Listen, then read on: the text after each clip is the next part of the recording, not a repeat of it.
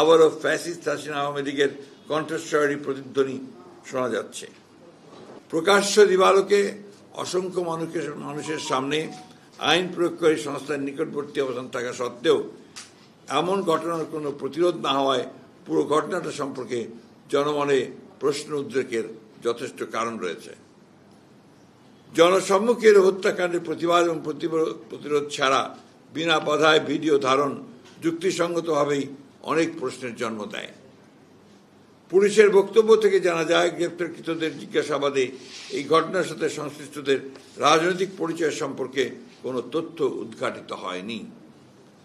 মাত্র গুটি কয়েক সন্ত্রাসী দ্বারা প্রকাশ্যে এমন হত্যাকাণ্ড সংঘটিত হওয়ায় মাত্র 1 বছর আগে সংঘটিত জুলাই গণঅভ্যুত্থানের চেতনার সম্পূর্ণ বিপরীতে আইনের শাসন ধ্বংসের ষড়যন্ত্র বলেই বিবেচিত হতে পারে।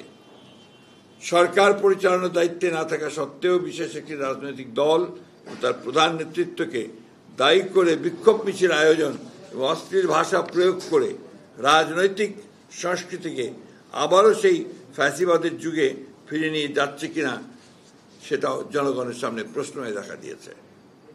দেশে সুস্থ ধারা রাজনীতি প্রতিষ্ঠার গণ আকাঙ্ক্ষার বিপরীতে পরিকল্পিত অপপ্রচার, অশ্লীল স্লোগানের মাধ্যমে আবারও ফ্যাসিস্ট হাসিনা আওয়ামী লীগের কণ্ঠস্বরী প্রতিধ্বনি শোনা যাচ্ছে। পূর্ব পরিকল্পিতভাবে 9 জুলাইয়ের ঘটনা 11 জুলাই শুক্রবার জুমার নামাজের পর সবচেয়ে প্রাইম টাইমে ইন্টারনেটে ছড়ানো শুরু করা হয়েছিল। পরিকল্পিতভাবে নির্দিষ্ট কিছু সোশ্যাল মিডিয়া আইডি ও পেজ থেকে আগে থেকেই তৈরি করে রাখা ফটো কার্ডগুলো অনলাইনে ছড়ানো শুরু হয়। এ থেকে প্রতীয়মান হয় যে অনলাইনে ভুয়া তথ্য প্রচারের ক্যাম্পেইন শুরুর আগে থেকেই অপপ্রচার সামগ্রী তৈরি করে রাখা হয়েছিল। অপরাধীর জন্য কোনো অনুকম্পার সুযোগ নেই, তেমন পক্ষ অবলম্বনের প্রশ্ন উঠতে পারে না।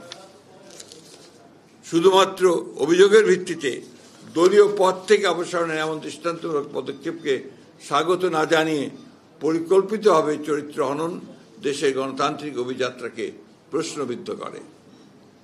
ক্ষতিগ্রস্ত পরিবারের পাশে দাঁড়ানো এবং তাদের আইনি সহায়তা প্রদানের অঙ্গীকার থেকে আমাদের বিচ্যুত হবার সুযোগ নেই। নিহত সোহাগের রাজনৈতিক পরিচয় গুরুত্বপূর্ণ নয়, বরং তিনি দেশের একজন নাগরিক যিনি সন্ত্রাসের নির্মম শিকার। ফলে তার পরিবারের সাথে আমরা এই অপকর্মের দৃষ্টান্তমূলক শাস্তি দাবি করেছি। হত্যাকাণ্ডের দ্রুত বিচার ও দৃষ্টান্তমূলক শাস্তি দ্রুত কার্যকর করার বিষয়ে আমাদের দলীয় অবস্থান সুদৃঢ় ও অপরিবর্তিত।